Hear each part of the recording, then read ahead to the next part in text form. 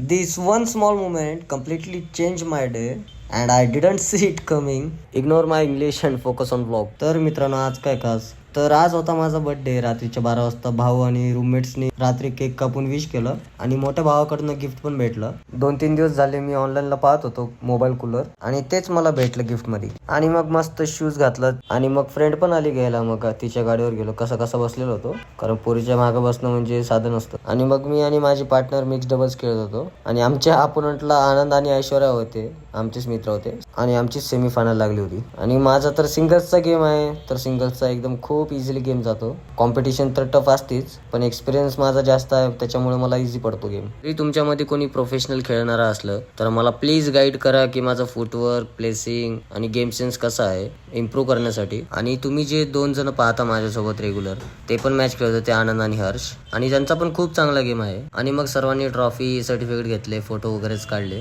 आणि मग गेलो आम्ही जेवायला. मला माहित नव्हतं की हे केक पण आणणार होते. मग केक वगैरे कापला, जेवणाची ऑर्डर दिली आणि जेवण पण खूप लवकर आलं होतं. स्टार्टर वगैरे तर आम्ही संपून टाकलं, स्टार्टरचा व्हिडिओ नाही काढला.